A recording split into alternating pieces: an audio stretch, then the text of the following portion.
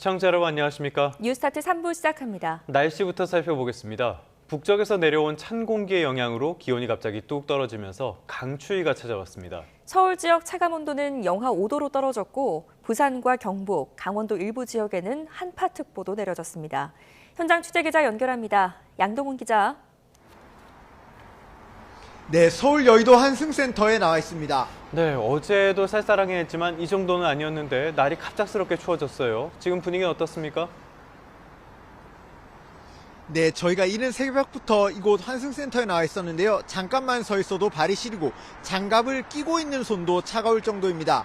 이른 시각이라 시민분들 많이 보이진 않지만 버스에 타고 내리시는 모습 볼 수 있었는데요. 추위에 대비하기 위해서 두꺼운 외투나 코트를 입고 모자나 목도리, 마스크 등으로 중무장한 모습도 쉽게 볼 수 있었습니다.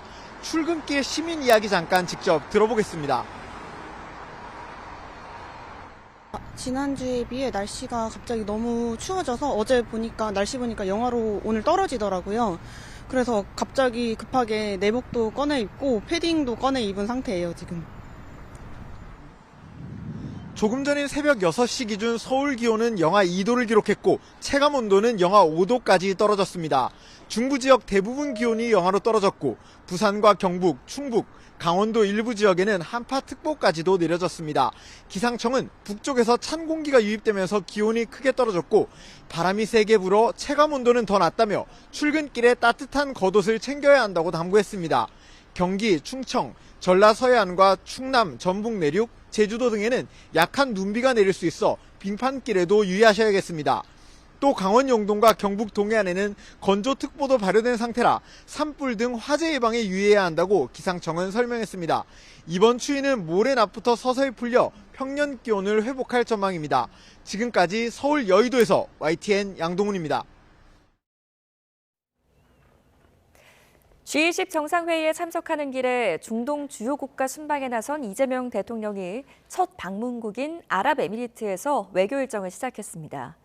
UAE는 전투기 4대를 띄워 우리 공군 1호기를 호위하는 등 이 대통령을 국빈으로 맞았습니다. 강진원 기자입니다. 대한민국 공군 1호기가 아랍에미리트 영공에 들어서자 UAE 전투기 4대가 편대 비행을 시작합니다. 왼쪽과 오른쪽에 각각 2대씩 대통령 전용기를 에워싸듯 호위하며 나란히 비행합니다. 국빈 자격으로 아랍에미리트를 찾은 이재명 대통령과 김혜경 여사를 예우하는 겁니다. 공항에선 UAE 주요 인사와 의장대가 이 대통령 내외를 맞았고 수도 아부다비의 도심 곳곳엔 태극기가 걸렸습니다. 이 대통령은 현충원 등을 방문해 UAE 측의 호의에 화답하고 현지 우리 동포들을 만나 격려했습니다. 앞으로 아마 이 중동 아랍 쪽에서도 아랍에미리트는 우리의 일종의 베이스 캠프 역할을 하게 될 것이다. 이 대통령이 취임 이후 처음으로 찾은 UAE는 중동 국가 중 유일하게 한국과 특별 전략적 동반자 관계를 맺고 있습니다. 우리의 핵심 협력국이란 의미인데 특히 방위산업 분야에서 밀접한 관계를 유지하고 있습니다. UAE는 중동에서 처음으로 국산 중거리 지대공 미사일 천궁2를 도입했고 최근엔 우리가 개발한 초음속 전투기 KF-21에 관심을 보이고 있습니다. 공군 1호기를 호위한 UAE의 전투기는 프랑스산 미라주와 미국산 F-16 등 노후 기종인데 UAE는 이를 신형으로 바꾸는 사업을 진행하고 있습니다. 이 대통령의 이번 UAE 국빈 방문에서 방산 세일즈 외교가 펼쳐질 거란 전망이 나오는 이유입니다. 인공지능 협력 강화와 K컬처 확산 등도 관심이 쏠리는 분야인데 오늘 오후부터 본격적으로 시작될 UAE와의 정상 외교에서 구체적인 성과를 낼 수 있을지 주목됩니다. 아부다비에서 YTN 강진원입니다. 이재명 대통령 해외 순방을 계기로 민주당은 대장동 항소 포기 사태에 잠시 휴전을 선언한 모습입니다. 대통령 정상 외교에 힘을 싣겠다는 건데 반대로 국민의힘은 이번 주 내내 장외에서 여론전에 나섭니다. 박정현 기자입니다. 이른 아침 대통령 출국길을 배웅하고 온 민주당 투톱은 국회에서도 거듭 한미 관세 안보 협상 결과를 추켜 세웠습니다. 지난주까지만 해도 검란은 분쇄하겠다며 거친 말을 쏟아냈지만 민감한 현안 언급 없이 대통령 순방에 대한 기대로 발언을 채웠습니다. 외교 지평을 넓히고 있습니다. 참 자랑스럽습니다. 이번 일정도 성공적으로 마무리되길 바라며 민주당도 든든히 뒷받침하겠다는 말씀을 드립니다. 한미 협상의 성공적 타결로 기업들이 불확실성이 많이 해소됐습니다. 이런 흐름이 이번 순방에서 더 단단해지길 바랍니다. 순방 기간 정쟁 대신 대통령 성과가 주목받도록 집권 여당으로서 메시지 관리에 나섰다는 해석입니다. 일부 강경파는 내란 전담 재판부 도입과 항명 검사장 징계 등을 촉구했지만 민주당은 지도부 의견은 아니라고 선을 그었습니다. 유엔 총회 때 조의대 청문회를 개최하고 에이펙 때 재판중지법을 띄웠던 실패를 되풀이하지 않겠다는 건데 덕분에 항소 포기 사태는 변곡점을 맞았습니다. 김남배 항소 포기 이재명이 멈춥니다. 지난주 내내 대검찰청과 법무부, 대장동을 다니며 규탄 대회를 열었던 국민의힘은 이번엔 대통령이 떠난 용산으로 전진했습니다. 최근 대장동 민간업자 남욱 변호사 측이 수백억 대 동결 재산을 풀어달라고 한 걸 두고 두목을 믿고 날뛰는 조폭을 보는 것 같다며 범죄자 주권 시대라고 비꼬았습니다. 7,800억을 범죄자들의 뱃속에 집어넣어놓고 이재명 대통령은 오늘 1호기를 타고 해외로 먹튀를 하겠다고 합니다. 대장동 비리의 최정점은 다름 아닌 이 대통령이라며 국정조사와 특검도 거듭 촉구했습니다.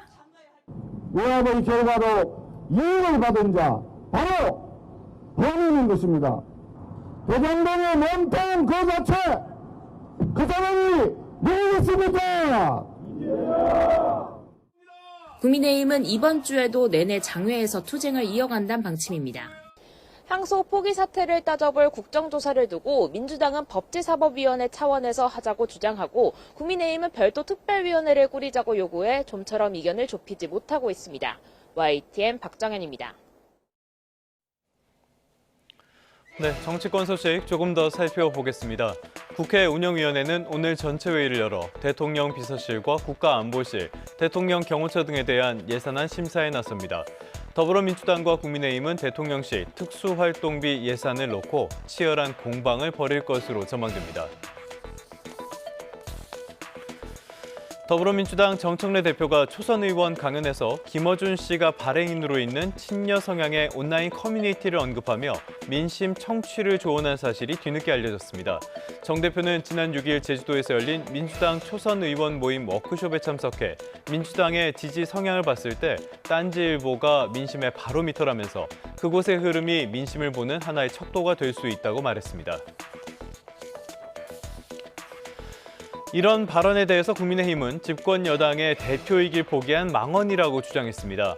당 미디어 특별위원회는 성명서에서 딴지일보는 그동안 천안함 좌초설이나 세월호 고의 침몰설을 비롯해 수많은 허위 사실과 가짜 뉴스로 사회를 혼란하게 만든 사회적 독극물 같은 인물의 커뮤니티라고 비판하면서 이같이 밝혔습니다.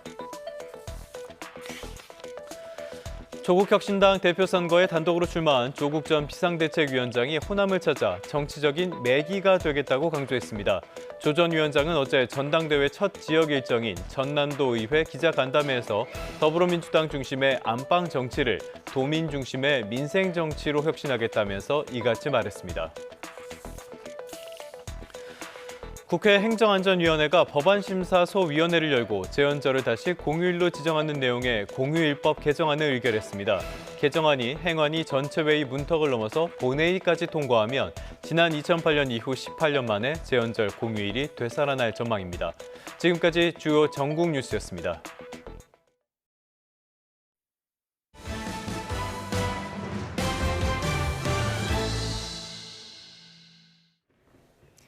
다음 소식입니다. 건설사들이 계열사들을 총동원해서 공공택지를 낙찰받은 이른바 벌떼 입찰. 지금은 금지된 이 벌떼 입찰을 둘러싼 부당 지원 행위가 또다시 적발됐습니다. 아파트 브랜드 린으로 알려진 우미그룹이 벌떼 입찰을 위해서 총수 2세 회사를 비롯한 계열사에 공사를 몰아줬다가 과징금 484억 원과 함께 검찰 수사를 받게 됐습니다. 이승은 기자입니다.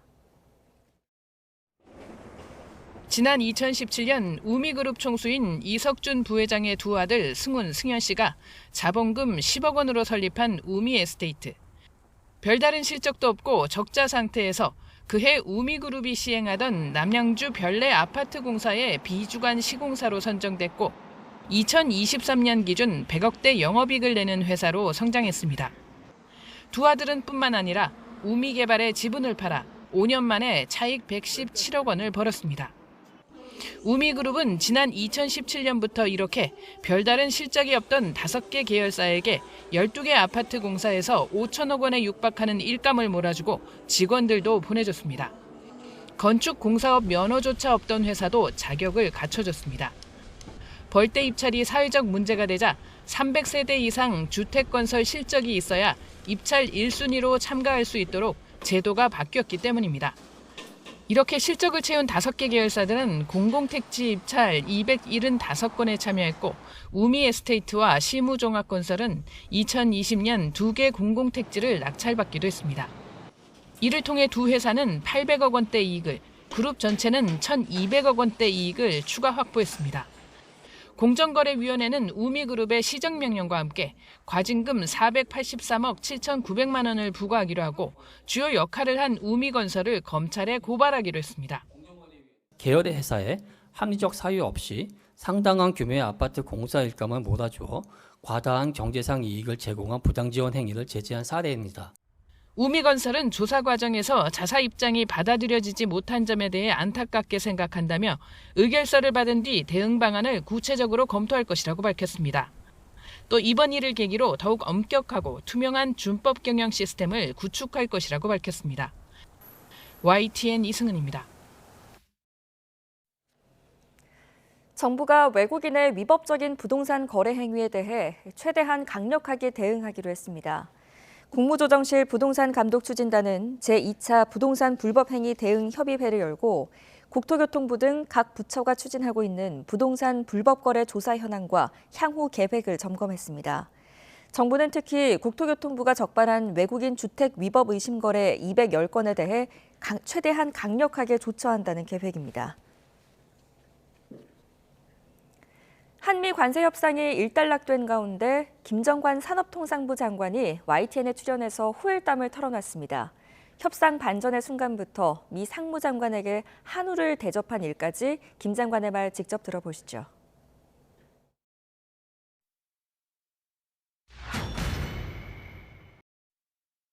러트닉 상무장관이 제일 까다로울 정도가 아니라 정말 힘든 상대였습니다. 이게 굉장히 강한 스타일입니다. 이 목소리만 들어도 굉장히 톤이 크고요. 덩치도 저보다 훨씬 더 크고 주먹도 굉장히 큽니다. 그 시기는 아예 연락이 끊겨진 상황이었었거든요. 러트닉이 9.11 때마다 그 자기 동생 그리고 직원들을 위해서 다 이게 쌍둥이 빌딩에서 다 이렇게 사망을 했었습니다. 협상이나 비즈니스 이야기는 안 할게. 그냥 가서 그 서비스에만 참여를 하면 좋겠다. 너의 그냥 오래된 친구로서 뭐 이런 했더니 바로 그냥 그래 그렇게 yes thank you 이렇게 오더라고요. 7월 달에 협상을 할 때 소고기 관련해서 좀 이슈가 좀 있었습니다. 그때 이제 소고기를 개방을 해서는 안 된다는 이슈를 가지고 한참 논란이 있었던 거라 왜 한국 사람들이 소고기를 소중하게 생각하는지 한우 맛을 한번 보여주겠다고 해가지고 한우 세트를 주문해서 같이 이렇게 맛있게 먹었습니다. 조선업 같은 미국 입장에서 정말 간절한 분야가 몇 개만 더 있었으면 협상의 내용이 바꿔졌을 거다 합니다. 나라가 힘이 있어야 되겠구나 하는 생각이 들어서 더 진력을 하겠다는 생각이 들고요. 네, 이번엔 국제 뉴스 살펴보겠습니다. 북한 해커들이 1조 원대 코인을 세탁하는 과정에 세계 최대의 가상자산 거래소 바이낸스가 연루된 정황이 포착됐습니다. 최근 트럼프 대통령이 자금 세탁 관련 혐의로 징역형을 받은 바이낸스 창업자를 사면해 또 뒷말을 낳고 있습니다. 정유신 기자가 취재했습니다. 국제탐사보도 언론인협회 ICIJ가 북한 해커를 비롯한 범죄단체의 대형 가상화폐 거래소 내역을 추적한 결과를 공개했습니다. 북한 해커그룹이 탈취한 1조 3천억 원 자금이 세계 최대 가상화폐 거래소인 바이낸스 계좌 5개로 나눠 흘러들어간 내역이 확인됐습니다. 앞서 지난 2월 세계 2위 거래소 바이비트에서 15억 달러, 우리 돈으로 2조 원대의 이더리움 해킹 피해를 입었습니다.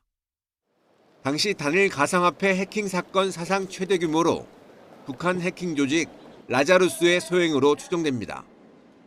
미 재무부는 이렇게 탈취된 자금이 북한 김정은 정권 통치 자금과 핵무기 개발에 흘러들어간다고 보고 있습니다. 해킹이 북한이 큰 규모의 외화를 확보할 수 있는 유일한 수단이고요. 따라서 이 돈들이 북한 핵개발이나 김정은 비자금에 아주 큰 기둥이 되고 있다 이렇게 봐야죠. 북한 외에도 캄보디아에 기반을 둔 인신매매 사기 조직 후이원 그룹 자금도 최소 4억 달러, 약 6천억 원 이상이 바이낸스에 유입된 것으로 드러났습니다. 바이낸스 창업자는 자오 창펑으로 바이든 행정부 당시 자금 세탁 방지 의무를 이행하지 않은 혐의로 기소돼 지난해 징역 4개월을 선고받았습니다. 창업자가 징역형을 받은 뒤에도 북한 해킹 조직 등의 돈 세탁이 이뤄진 셈입니다. 공교롭게 트럼프 미 대통령은 지난달 자오 창펑을 누군지도 모른다면서도 사면 조치를 단행해 큰 비판을 받기도 했습니다. I don't know him. I don't believe I've ever met him. But I've been told by a lot of support. He had a lot of support. And they said that what he did is not even a crime. 외신들은 트럼프 일가가 100억 달러, 14조 원이 넘는 새로운 가상화폐 사업을 구축하면서 이해충돌 논란이 커지고 있다고 지적했습니다. YTN 정준입니다. 가을 학기 미국 대학에 새로 등록한 외국인 유학생이 1년 전보다 17%나 줄어든 것으로 나타났습니다. 트럼프 2기 행정부 출범 뒤 이어진 유학생 비자 취소 조치 등이 영향을 미친 것으로 보입니다. 워싱턴에서 신윤정 특파원입니다. 미국의 비영리 단체 국제교육원이 미국 대학 825곳을 대상으로 2025-2026학년도 외국인 유학생 등록 현황을 조사한 결과 신규 외국인 유학생 수가 1년 전보다 17% 줄어든 것으로 나타났습니다. 코로나19 대유행 이후 가장 급격한 감소세입니다. 조사 대상 대학 57%에서 신규 유학생 감소를 답했는데 비자 취득 관련 우려가 96%로 압도적이었고 이어 여행 제한 68% 순이었습니다. 트럼프 행정부는 대학가 반유대주의 시위가 잇따르자 외국인 유학생에 대한 비자 심사를 강화했습니다. 특히 지난 5월 하버드대 외국인 학생 등록 금지 조치를 했다가 법원에서 제동이 걸리기도 했습니다. I think they should have a cap of maybe around 15%, not 31%. 미 국무부는 학생 비자 신청자들의 사상을 검열하겠다며 SNS 심사에 나서 논란이 일기도 했습니다. 이 과정에서 일부 학생 비자는 취소됐고 신규 등록 감소에 영향을 준 것으로 보입니다. 다만 이전 연도부터 등록했거나 취업 프로그램 등에 참여 중인 전체 등록 유학생은 1% 감소에 그쳤습니다. 지난해 기준 미국 대학 외국인 유학생은 120만 명 규모로 전체 등록자의 약 6%를 차지합니다. 그러나 외국인 유학생 대부분은 더 높은 등록금을 내거나 재정 지원을 받지 않아 캠퍼스 예산 비중은 훨씬 높다고 외신들은 지적했습니다. 대학들의 재정난 우려가 커지자 트럼프 대통령은 지난 8월 첫 한미 정상회담을 시작으로 외국인 유학생들을 받아들일 거라고 물러섰습니다. But I actually think it's good to have outside countries. Look, I want to be able to get along with. 전문가들은 신규 유학생 감소세가 당분간 이어질 가능성이 크다며 독일과 캐나다 등 경쟁국의 유학생 유치 속에 미국 대학들이 더 큰 재정 압박에 직면할 거란 우려를 제기하고 있습니다. 워싱턴에서 YTN 신윤정입니다. 사건 사고 소식입니다. 서민들에게 돈을 빌려주고 살인적인 이자를 받은 사금융 불법 조직원들이 다수 검거됐습니다. 이자가 무려 연 2만 4,000%. 갚지 못하면 가족과 지인들을 협박했습니다. 홍성욱 기자입니다. 대구에 있는 아파트에 경찰이 들이닥칩니다. 범죄 조직원들을 체포해 수갑을 채웁니다. 지금 대법원 위반으로 체포영장을 체포하는 거예요? 강원경찰청 형사기동대가 살인적인 고리와 불법 채권 추심을 일삼은 범죄 조직 3곳, 조직원 46명을 검거했습니다. 대부업 등록도 하지 않은 이들은 1,000명 넘는 사람들에게 22억 원을 빌려준 뒤 단 6개월 만에 35억 원을 챙겼습니다. 연 20%, 법정 최고금리에 1,100원 없는 최대 24,000%의 살인적인 고리를 적용해 돈을 뜯어냈습니다. 특히 피해자들로부터 신분증과 차용증을 들고 찍은 사진이나 가족관계 증명서, 지인과 가족 연락처 등을 받아 제때 돈을 갚지 못하면 협박을 일삼았습니다. 진짜로 아침에 사무실 문 열 때 가갖고 그냥 하루 종일 앉아있기 전에 지금 보내세요. 좋은 게 좋은 거라고 잘해드리면 좀 잘합시다. 견디지 못한 일부 피해자는 극단적인 선택을 시도했고 다수 피해자가 직장을 잃었으며 가정 파탄을 겪기도 했습니다. 경찰의 추적을 피해 주기적으로 아파트, 원룸 등으로 옮겨 다니면서 범행을 계속하고 원금 등 상환이 지연될 경우 채무자의 가족, 회사에 반복적으로 연락하여 협박하는 등 채권 추심을 하였습니다. 사업가 행세를 하던 조직원들은 범죄 수익을 유흥비로 탕진하거나 고급 수입차 등을 구매하는 데 썼습니다. 경찰은 불법 사금융 조직 총책 등 20명에 대해서는 범죄단체 조직 혐의를 적용해 검찰로 넘겼습니다. YTN 홍서욱입니다. 부천 트럭 돌진 사고 수사 상황도 살펴보겠습니다. 사고를 낸 운전자가 평소에 뇌질환이 심했다고 주장했죠. 경찰은 의료 자문을 받으면서 보강 수사를 진행하고 있습니다. 사고가 난 시장 골목은 현행법상 이면도로에 해당돼서 차량 통행이 자유로운 곳인데 비슷한 사고를 막을 대책이 필요하다는 지적이 나옵니다. 유서현 기자입니다. 경기 부천 제1시장에서 트럭 돌진 사고로 21명의 사상자를 낸 60대 운전자 A씨는 평소 뇌 질환이 심했다고 주장했습니다. 제가 모아가 너무 심하고 60년 평생 동안 생전밖에 안 들었어요.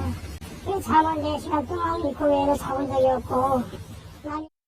병은 운전과 상관없다던 초기 진술을 뒤집은 건데 재판 과정에서 심신상실이나 심신미약을 내세워 중형을 피하려 하는 것 아니냐는 관측도 나옵니다. 이에 따라 경찰은 진료 기록을 확보하고 의료자문 등 보강 수사를 통해 사고와 질환 사이 연관성을 명확히 규명하겠다는 계획입니다. 또 병원으로 급히 이송됐던 피해자들을 상대로 사고 과정 전반에 대한 조사에도 착수했습니다. 사고 당시 폭이 좁은 시장 골목 안에서 트럭이 130m가량 질주해 이용객들의 대피가 쉽지 않았고 이는 큰 인명피해로 이어졌습니다. 해당 골목은 현행법상 이면도로에 해당 차량이나 오토바이 등 통행이 자유로운 곳입니다. 도로법상 그냥 도로인 거죠. 시장의 도로는 거의 다 그냥 도로인데 시장이 이렇게 물건을 내놔서 하는 거라. 좁은 골목을 시민들이 돌아다니며 물건을 살펴보는 구조라 자칫 돌진 사고가 일어나면 무방비로 대형 인명피해로 이어질 수 있다는 지적이 나옵니다. 길이 좁으니까 조금만 빨리 가도 빨라 보이잖아요. 사람도 많고. 지난해 12월 서울 목동 깨비시장에서는 70대 남성이 몰던 승용차가 돌진해 1명이 숨지고 12명이 다치는 사고가 나기도 했는데 비슷한 사고를 막을 대책이 필요해 보입니다. 프랑스 파리의 일부 구간에서는 상점이라든지 이런 비슷한 구간에 긴 말뚝이라 하는데 도라설치해서 차량을 아예 통제를 하게끔 되어 있는 것도 있거든요. 전문가들은 또 이용객이 특히 붐비는 시간에 맞춰 시장 내부 차량 진입을 제한하는 등의 조치도 검토할 수 있다고 조언했습니다. YTN 유서연입니다. 최근 코스피 불장에 빚을 내 투자에 나서는 이른바 B2가 늘면서 특히 신용대출 규모가 커졌습니다.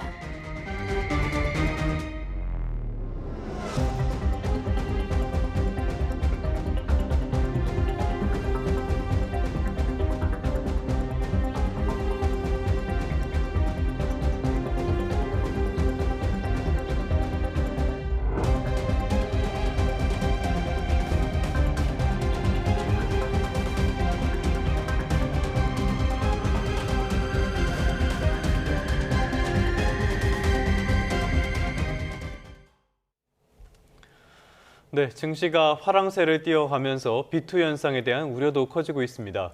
이 와중에 금융당국이 B2를 부추기는 거냐는 비판을 받기도 했었죠. 금융당국은 투자자 본인이 감내할 수 있는 범위에서 엄격하게 관리해야 한다고 거듭 강조하고 나섰습니다. 신용거래 용자에 대해서는 일별로 모니터링 체계를 시작했는데요. 이화여대 경영학부 최상미 교수와 함께 자세하게 짚어보겠습니다. 어서 오십시오. 어서 오십시오, 교수님. 자, 이 B2, 이게 요즘 또 많은 분들이 한다 그래서 개인적으로는 걱정이 좀 있는데요.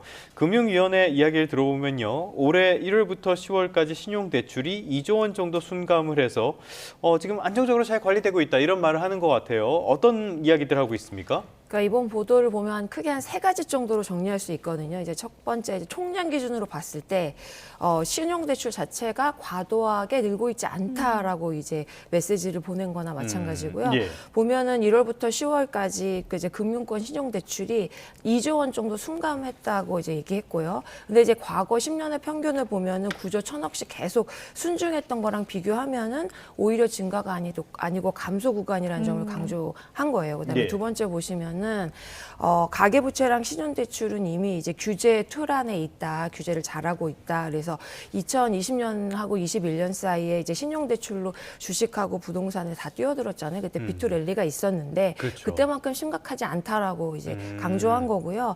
은행, 카드, 그다음에 저축은행까지 합쳐도 신용대출 증가가 가계부채를 끌어올리는 국면은 아니다라고 설명한 셈이거든요. 근데 이게 보니까 다만 이제 레버리지 투자하는 거 있잖아요. 빚을 내서 투자하는 거. 그다음에 청년층은 자산이 없으니까 이제 과도하게 또 이 리스크가 클 거고 저소득 자영업자 같은 취약 부분은 따로 별도로 관리를 잘 해야 되는데 이 부분도 모니터링 하겠다라고 덧붙였기 때문에 이제 이중 메시지라고 볼 수 있겠죠. 잘 하고 있다. 네, 과열 국면이 아니다 이런 신호를 보낸 건데 그런데 신용거래 융자 잔액은 사상 최고치를 경신했거든요. 이거 금융위 설명처럼 정말 안정적으로 관리되고 있다 봐도 되는 겁니까? 숫자만 보면 26.2조죠. 그러니까 네. 이게 안정적이라고 사실 보기는 어렵죠. 그러니까 신용거래 이제 융자 잔액을 보면은 10월 마지막 주에 24.3조. 근데 지금 이제 11월 둘째 주에 26조. 그 다음에 이제 11월 7일 또 26조 2천억 원으로 사상 최고치를 지금 찍었거든요. 예. 그래서 과거 동학개미 막라고 했을 때 B2 해가지고 막 주식 투자하고 그럴 때보다도 위에 있는 수준이거든요. 그래서 금융위는 전체 신용대출은 줄었고 신용융자는 그 안에 일부다라는 논리이기 때문에 시스템 리스크 관점에서는 안정적이라고 말할 수 있지만은 이게 사실 개별 투자자 입장으로 왔을 때는 얘기가 완전히 다르다. 네네네. 왜냐하면 이제 신용융자 대부분이 어디에 투자되고 있나 보면 변동성이 큰 주식, 그러니까 뭐 반도체, 2차 전지, 그다음에 레버리지 ETF 등에 몰려 있거든요.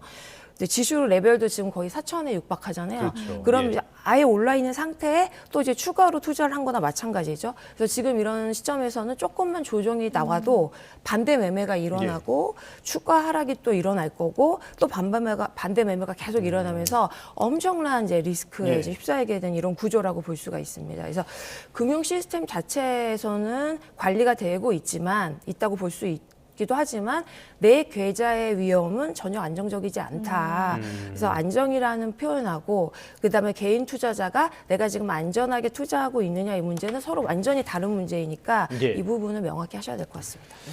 알겠습니다. 말씀하신 대로 코스피가 한 4천을 넘은 다음부터 변동성이 엄청나게 커졌는데 반대 매매 당해보신 분들은 알 것 같습니다. 그 정말 무서운 거니까요. 그렇죠. 이렇게 함부로 뛰어들 문제는 정말 아닌 것 같고요. 그런데 금융위원회에서 나오는, 금융당국에서 나오는 발언도 계속 조금 잡음을 조금씩 내는 것 같아요. 권대영 부위원장이 B2도 레버리지의 일종이라고 이야기를 해서 논란이 됐었고 이번에는 이억원 위원장, 부동산으로도 이슈가 있었던 인물이죠. 이분이 신용대출이 전체적인 가계부채의 증가를 견인한다든지 건전성에 위협을 준다든지 그런 정도는 아닌데 잘 살펴보도록 하겠다. 이런 발언에서 또 논란이 됐습니다. 여기에 대해서 금융위에서 해명을 한 것 같던데 뭐라고 이야기하고 있습니까? 이제 그 크게 두 가지를 강조한 거예요. 문제 의식은 분명히 있다.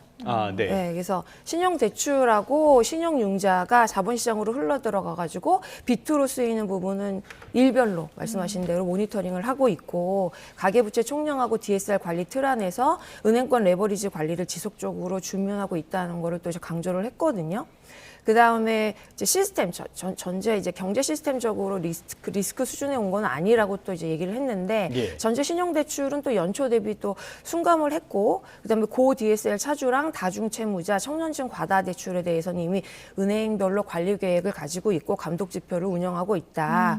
그래서 이제 고삐 풀린 뭐 B2 장세는 아니다라는 점을 반복해서 설명한 거라고 보시면 될 것 같아요. 예. 그래서 이게 이제 금융위가 따로 신용 그 대출 리스크 관리 방향을 정리해서 발표를 했는데 고금리 변동금리 대출자에 대해서 스트레스 테스트를 강화하겠다라고 얘기했고요.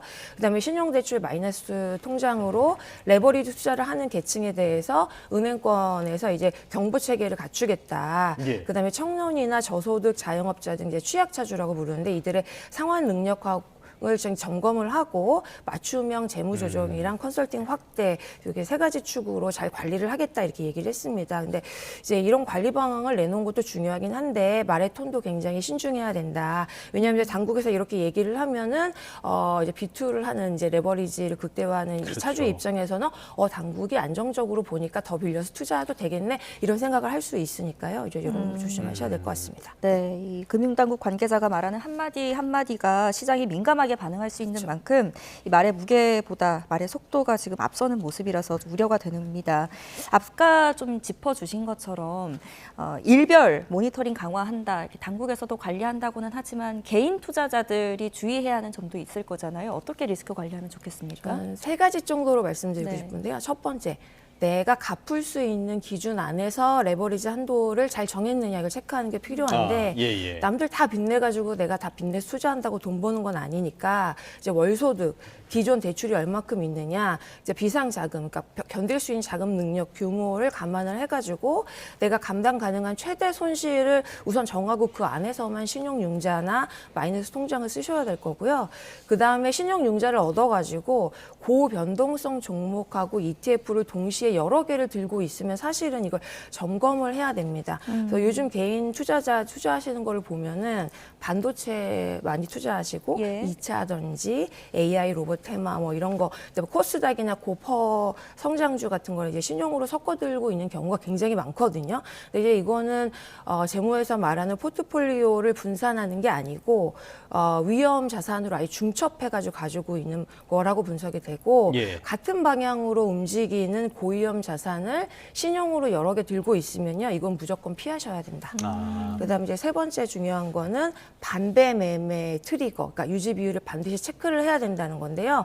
나는 장기 투자자니까 버틴다라고 말씀을 하시지만 신용거래 빌려서 이제 투자한 거는 본인이 원해서 파는 게 아니고요. 투자 이제 유지 비율이 깨지면 기계적으로 팔리도록 설계가 된 거거든요. 예. 그래서 계좌 유지 비율하고 주가 하락 시에 어느 가격에서 반대 매매가 발생하는지를 체크하고 급락장에 이제 동시 호가가 얇은 종목인지 이걸 미리 확인해 두실 필요가 있고요.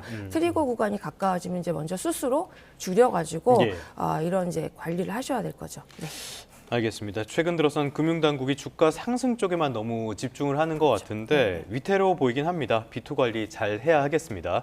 자, 또 다른 자산 하나 살펴보도록 할까요? 최근 들어서 비트코인 가격 굉장히 좀 안 좋다라는 소식들이 전해지고 있는데요. 왜 이렇게 비트코인 가격이 정리받는 국면이 된 겁니까? 이게 이제 가격 보시면 91,000달러 정도잖아요. 지금 예. 고점 대비 한 20%에서 30% 정도 예. 조정을 받았어요. 그래서 이게 4월 이후에 급속하게 상승했는데 상승분을 다 반납한 셈인데요. 이제 이유를 보시면은 한 세 가지 정도로 정리가 되거든요. 첫 번째는 글로벌하게 위험 자산에 대한 회피랑 예. 금리에 대한 재평가가 이루어지고 있는 상황이다. 그러니까 네. 미국이 보니까 금리 인하를 빨리 할 것 같았는데 생각보다 이게 느리거든요. 그러니까 이제 그 돈 투자자 입장에서는 성장주, 테크놀로지 관련주, 가상자산과 같이 이제 고위험 자산에서 일단 빼가지고 현금으로 되돌리려는 움직임이 예, 예. 일어나고 있는 상황이에요. 두 번째는 파생상품 시장의 레버리지 청산. 이게 이제 이번에 핵심 그 이제 비트코인 떨어진 이유로 꼽히고 있는데요. 예. 이제 무기한 선물 옵션 시장에서 과열됐던 이제 롱 포지션 올릴 거라고 이제 그 거는 포지션에서 청산이 됐단 말이죠. 그러니까 매수 그 성향을 말씀하시는 그렇죠, 거죠? 그렇죠. 예. 그래서 현물 가격보다 선물 가격이 먼저 이제 지금 폭락을 했어요. 그래서 그 충격이 다시 현물 시장으로 전이되는 전형적인 이제 패턴이 나타났다 이렇게 보이고요. JP 모건도 이제 최근 노트에서 보니까 이번 하락, 그러니까 비트코인의 하락의 주요 원인이 파생 상품 청산 때문에 조정이 일어난 거다 이렇게 진단을 하고 있고요. 이제 마지막으로 세 번째는 전 세계적으로 정책하고 규제 불확실성이 존재하고 있는 게 이제 가상시장, 자산 시장이에요. 그래서 각국이 아직까지도 자산에 대해서 과세 일정에 대해서 조정을 하고 있는 상황이고 우리나라도 마찬가지고 그다음에 스테이블 코인에 대해서 규제 정책을 만들고 있고요.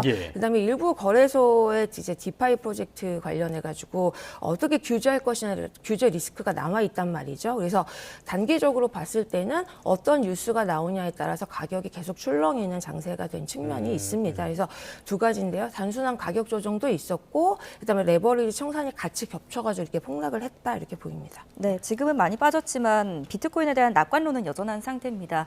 앞으로 뭐 일부 기관들은 비트코인이 17만 달러까지 갈 수도 있다 이런 전망을 내놓기도 했는데 어떻게 보세요? 이게 보니까 JP 모건이 17만 달러까지 갈 수 있다고 얘기를 했고요. 최근에 캐시우드도 이게 비트코인이 가치 조정 수단이다 이렇게 평가를 했거든요. 뭐 이분 말씀이야 뭐. 그렇죠.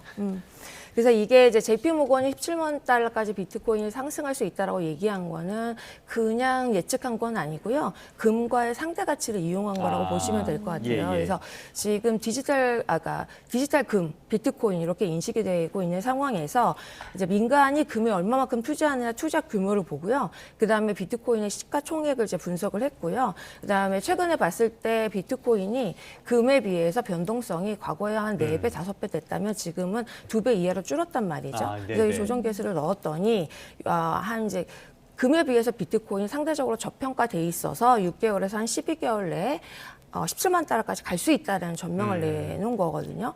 그리고 이제 캐시우드가 뭐라고 얘기했냐면은 결제 수단은 스테이블 코인으로 갈 거고 디지털 금은 비트코인이 할 거다. 그래서 이렇게 이제 실제 데이터에서 분석을 하고 이게 확인이 됐다고 이제 보여져요. 그래서 평가는 이제 구조적으로 중장기 비트코인 뭐 상승 여력은 유효한데 이제 왜 그러냐면 그 반감기가 있고요. 그래서 그때 오르고 그다음에 채굴량이 줄어드는 거 말씀하신 거죠? 네. ETF가 만들어졌기 때문에 지속적으로 기관의 자금이 유입이 될 거라고 보고 디지털 금이라고 이해되고 있는 이 내러티브가 이제 쉽게 사라지지 않을 거다라는 측면이 있고요. 이제 다만 이제 단기적으로는 고위험, 고변동 자산이라는 거는 잊으면 안 될 것 같고 뭐 30%가 많이 떨어졌다고 하지만 과거에 50% 이상 떨어진 정도 있잖아요. 그래서 개인 투자자 입장에서는 포트폴리오의 일부, 뭐 5%에서 10% 내에서 장기 분산 매수하는 건 오케이인데 이게 뭐 레버리지 투자한다거나 뭐 올인한다거나 이건 사실 위험 대비 보상이 맞지 않는다라고 볼 수 있습니다. 네. 하이 리턴에는 반드시 하이 리스크가 있다는 거 절대로 잊어서는 안 되겠습니다. 끝으로 이거 하나 짚어보도록 하겠습니다. 히토류 문제인데요. 지금 중국의 수출 제한이 이어지면서 히토류 원소 이트륨의 가격이 폭등을 하고 있다고 해요. 일단 이트륨이 뭡니까? 이트륨이 이제 그 중국에서 많이 생산되는 히토류 중 하나인데 항공, 방산, 에너지, 반도체, 레이저에 쓰이는 아주 핵심 요소다라고 보시면 될 것 같아요. 그래서 이게 중요한 게 이제 공급의 솔립인데 중국이 히토류 원강 생산의 70%, 정제 자석 생산은 90% 안팎을 차지하고 있단 말이죠. 그래서 중국 의존도가 굉장히 절대적입니다. 그래서 이게 중국이 최근에 그 공급망, 기술, 환경 규제 이렇게 같이 결합을 했을 때 미국이나 다른 국가에 비해서 우위에 있어서 이걸 가지고 이제 지정학적 무기로 사용하고 있기 때문에 결과적으로 이제 가격이 폭등했다. 이제 이렇게 볼 수 있습니다. 네. 중국이 히토류를 전략무기 카드로 쓰고 있는데 미국이 추수감사절 전에 중국과 히토류 협정 맺고 싶다 이렇게 입장을 밝히기도 했습니다. 실제로 가능성이 있을까요? 저는 가능성이 좀 있다고 보는데 이게 미국하고 EU 입장에서는 중국이 아주 적극적으로 그 수출 규제를 하게 되면 산업계가 큰 타격을 받을 거고 지금 받고 있고요. 그 다음에 이제 미중 간의 관세 100% 한다고 했잖아요, 히토류에. 근데 관세를 100% 부과하는 것도 중국에는 이롭지 않으니까 관세 완화, 그 다음에 히토류 완화를 서로 묶어가지고 스몰딜할 가능성은 굉장히 높다라고 이제 봅니다, 저는. 네. 알겠습니다. 중국이 계속 히토류 자원의 무기화를 하고 하고 있는데 이때마다 우리도 계속 새우 등이 터지는 꼴이니까 우리도 공급망을 다변화하는 노력을 미리미리 해야 되겠습니다.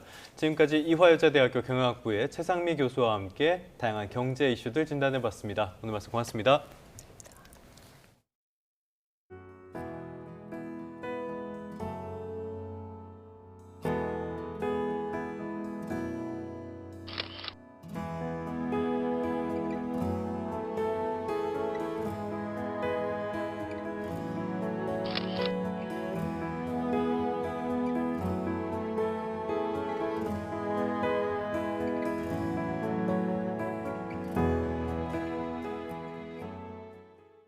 네, 11월 18일 YTN 뉴스타트 모두 마무리하겠습니다. 오늘 아침도 저희와 함께 해주셔서 고맙습니다.